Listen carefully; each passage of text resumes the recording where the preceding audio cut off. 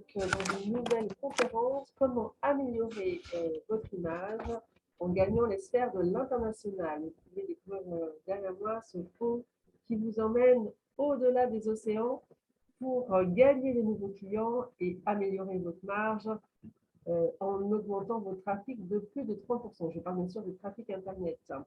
Je m'adresse bien sûr aux entrepreneurs dans les sciences de la vie. J'espère que vous êtes nombreux. Voilà, je vais vous partager un petit peu notre présentation. Et je pense que vous ne serez pas déçus. Voilà. Par cette nouvelle conférence. Voilà. Alors, vous les entrepreneurs qui avez à cœur finalement de décupler votre business, et vous avez bien raison par ces temps voilà, où la croissance redémarre, mais les marchés restent incertains. Comment améliorer mon image, bien sûr, en gagnant de nouveaux clients à l'international?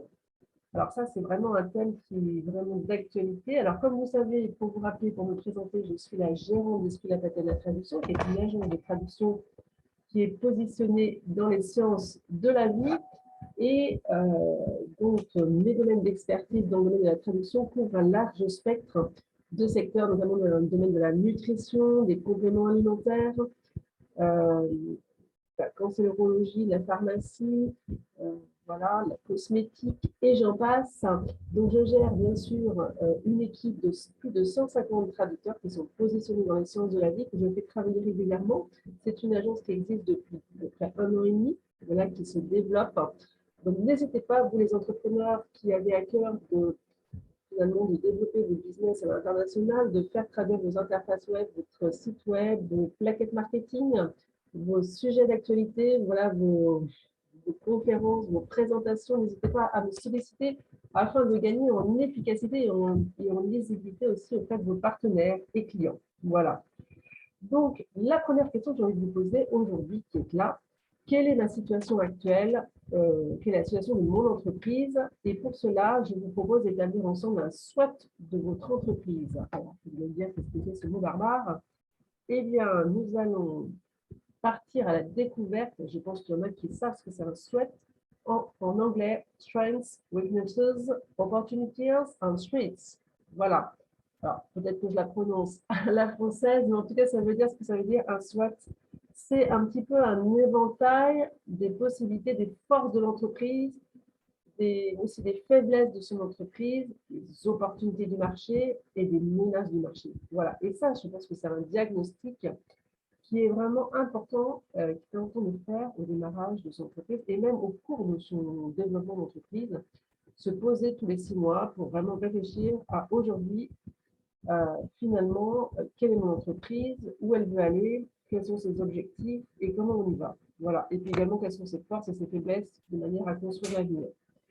Donc aujourd'hui, j'ai envie de vous poser, on vous demander, voilà, quelles sont les forces de mon business. Les forces. Vous avez une forte notoriété, votre produit ou service est très demandé, vous offrez un service complet, un service un petit peu all included, tout compris, voilà, parce qu'en général, les entreprises aiment avoir. Vous émettez un supplément d'âme, c'est-à-dire que s'il n'y a pas d'âme, il n'y a pas de business. J'ai envie de vous dire, c'est aussi quelque chose qui se ressent au niveau de la conviction de vos partenaires et de vos clients. Voilà, si vous n'êtes pas impliqué, forcément, il n'y aura pas d'entreprise, il n'y aura pas de développement d'entreprise. Donc, vous êtes au centre de votre activité. Vos clients vous recommandent, et je sais que le pouvoir de recommandation est important dans le business. Ça peut permettre de décupler les ventes. Il suffit d'avoir un contact et le bon contact. Et les affaires d'école, vous le savez autant que moi. Votre positionnement est-il en phase avec les clients ciblés? J'ai envie de vous poser, est-ce que par exemple, votre image, si vous ciblez des clients haut de gamme, on en parlait lors d'une dernière conférence, votre positionnement de site web est-il en phase, est-il à l'image de votre cœur de business, à l'image de vos produits et vos services? Si vous avez un ciblage haut de gamme, il faut bien sûr offrir une image haut de gamme. Et ça, c'est important. On en avait parlé lors d'une conférence, je ne sais pas si vous vous souvenez, sur la traduction automatique, sur on va dire, les ravages de la traduction automatique sur le site web, qui parfois ne donnent pas une très bonne image de votre entreprise. Je vous recommande vraiment de faire appel à une agence de traduction spécialisée. Alors, quelles sont ces forces? J'ai envie de vous dire, la première chose, les forces de votre entreprise, c'est la valeur ajoutée que vous pouvez offrir. Alors, la valeur ajoutée, c'est quoi? Ça peut être aussi, effectivement, est-ce que vous ajoutez de la valeur à vos services? Voilà, quelle valeur vous y ajoutez? Est-ce que vous offrez un service complet ou une partie du service? Quelle est votre différenciation par rapport à vos concurrents aussi? Voilà. Est-ce que vous suivez vos clients régulièrement ou pas? Hein, si vous ne suivez pas vos clients, je vais vous dire que c'est compliqué. Est-ce que vous écoutez vos clients? Hein, parce qu'on ne peut pas offrir un service global ou un produit global à tout le monde. Donc, il faut avoir un service un petit peu sur mesure à des niches de marché. Et de ce que nos clients sont exigeants, vous le savez. Hein. Voilà. L'identité de votre entreprise, hein, depuis combien de temps elle existe, quel supplément d'âme vous y mettez, on en parlait tout à l'heure. Et effectivement, et le management, la qualité de la relation client, hein, le management est important. Est-ce que le management que vous pratiquez hier, ça va être le même que le management que vous pratiquez demain? Quelle est la qualité de votre relation avec les clients? Voilà. La qualité, c'est toujours la clé du succès, j'ai envie de vous dire. Et aussi, finalement, réapprendre et faire évoluer son expérience client. C'est quelle expérience client ont vos clients de votre service et produit? Voilà, est-ce qu'ils ont l'impression d'être écoutés, d'être compris?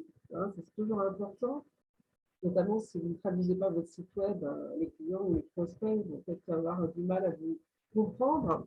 Donc, est-ce que vous les écoutez, hein, finalement? Est-ce que vous mettez à leur portée? Et ça, c'est important aussi. Vous faites attention aussi par rapport à la satisfaction client. Est-ce que vous les suivez dans le temps? Euh, et finalement, vous posez la question du marketing aussi. Est-ce que j'ai le meilleur produit? En quoi mon produit et mon service est meilleur que les concurrents? Et vous savez aussi tant que moi, effectivement, l'évolution du produit. Est-ce que mon produit est un produit vache à lait? Est-ce qu'il intervient dans un marché mature? C'est-à-dire qu'il est copié et concurrencé par X concurrents? Ou alors, effectivement, est-ce qu'il me rapporte encore de l'argent? Ou alors, est-ce qu'il est un petit peu en faiblesse? Un petit peu la courbe du produit, voilà, dans son ascension et son déclin. Je ne sais pas si ça vous rappelle quelque chose pour ceux qui ont fait des écoles de commerce. Voilà, moi j'ai fait la schéma, donc j'en sais quelque chose. Effectivement, peut-être si le produit perd un petit peu de sa valeur, peut-être imaginer d'autres produits qu'il va falloir créer et inventer. Et je sais qu'il faudra faire des études de marché pour aussi comprendre vos clients et savoir leurs attentes au démarrage. Donc, toujours tester, tester et retester. Voilà, c'est la clé du succès aussi d'un entrepreneur et vous savez autant que moi. Donc, j'étais effectivement m'inspirer des 7 forces qui permettent à toute entreprise de réussir les affaires. Je pense à un site avec kimochi.fr pour y jeter un œil également. Euh, les clients, il faut aimer ses clients et les clients sentent que vous êtes passionné ou pas par votre projet.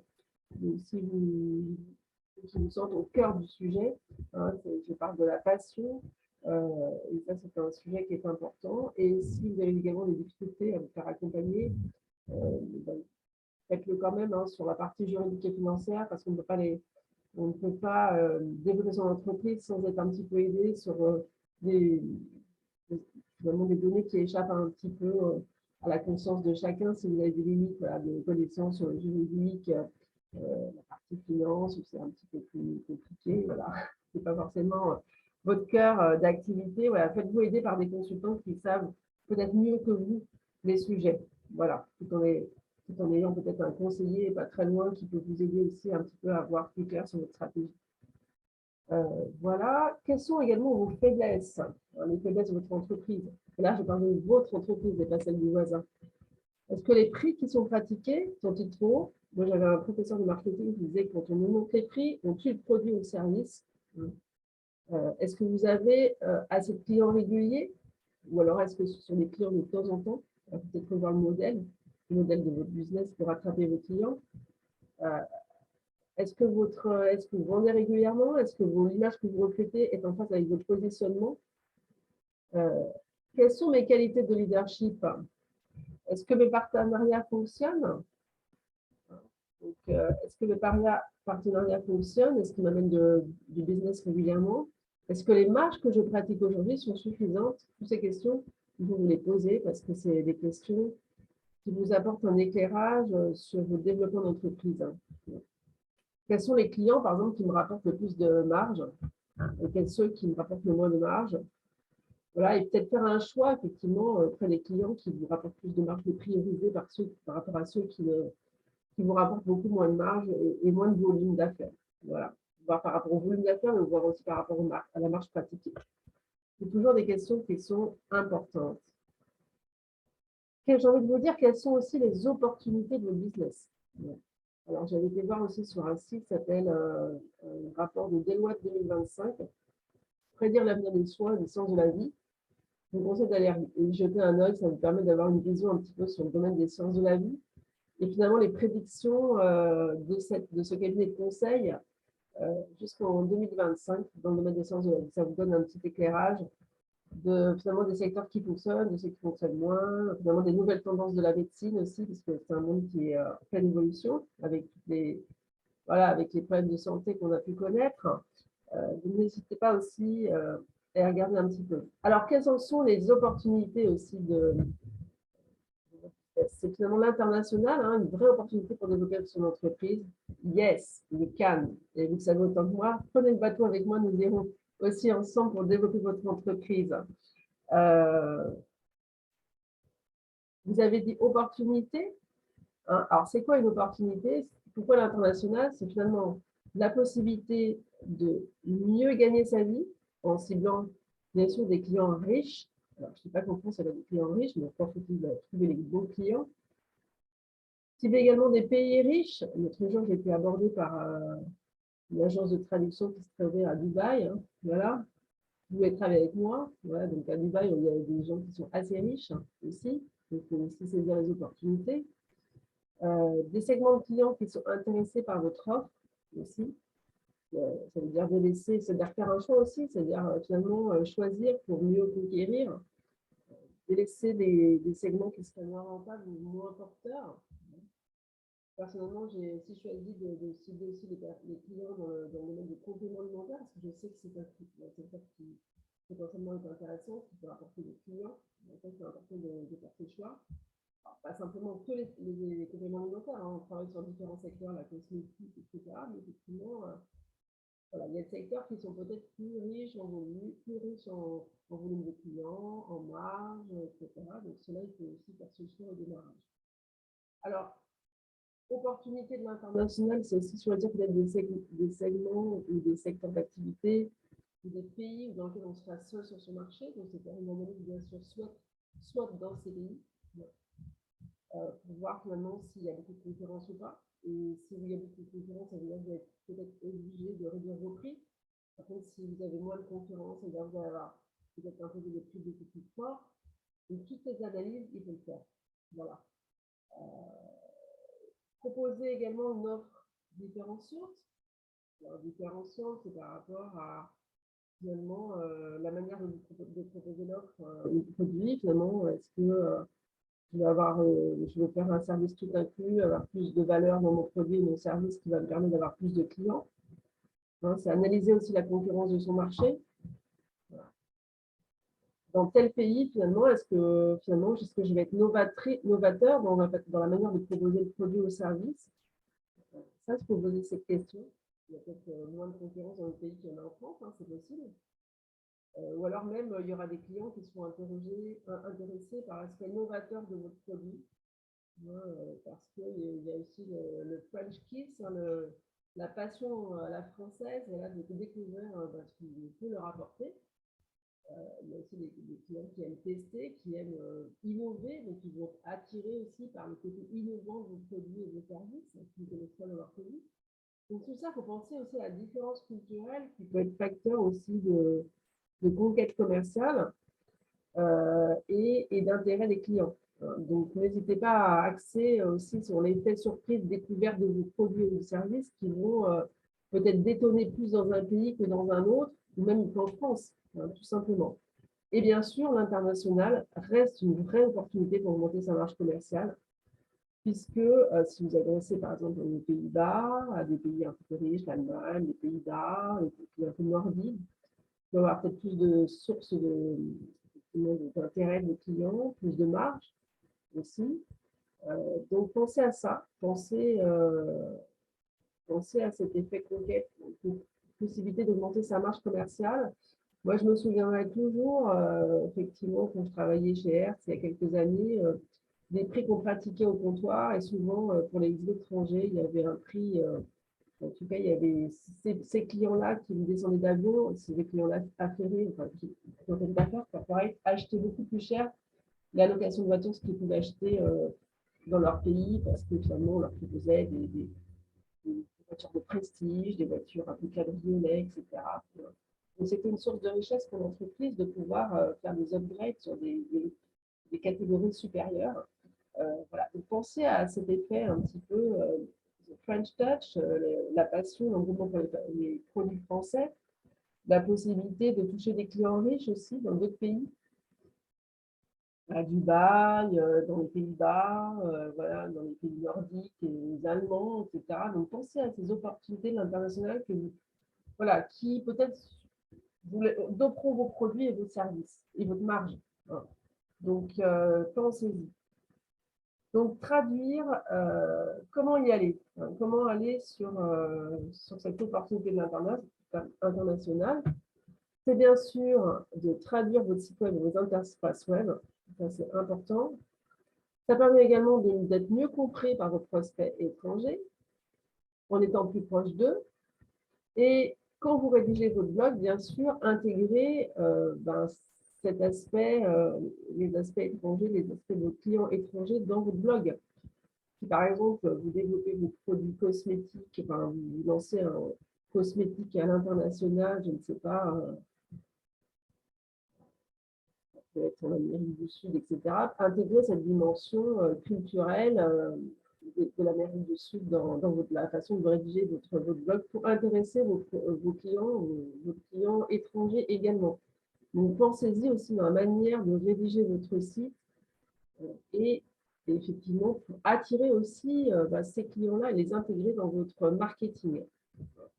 Voilà. Alors, ça, bien sûr, c'est important. Alors, je vous propose de répondre à notre enquête pour y voir plus clair sur votre stratégie, car nous pouvons vous aider. Yes, we can. Donc, le lien, bien sûr, se trouve ici. Vous le trouverez là. Voilà, donc ça me permet aussi peut-être de poser à plat un petit peu votre stratégie. Notre promesse, en tout cas, en vous aidant à aller à l'international, en traduisant votre site web, en traduisant vos plaquettes commerciales, vos documents marketing, etc., c'est d'augmenter de plus de 30% votre trafic Internet, de doubler votre marge commerciale, d'acquérir plus de clients et d'améliorer votre image, l'image de vos produits et de vos services. Et bien sûr, en effet secondaire, d'être heureux. Voilà. Je pense à l'entrepreneur qui peine, voilà, effectivement, qui ne compte pas ses heures. Ça permet effectivement d'être plus serein sur l'avenir, de capitaliser sur des nouveaux prospects qui consolideront aussi, on va dire, le fonctionnement de votre entreprise. Alors, ça, c'est notre promesse. Notre contact, j'ai envie de vous dire, prenons rendez-vous pour discuter d'un partenariat sur vos projets de traduction. Voici le lien, https://calendly.com/Valérie Béranger. Voilà, notre mail, contact@esculape-traduction avec un s.com.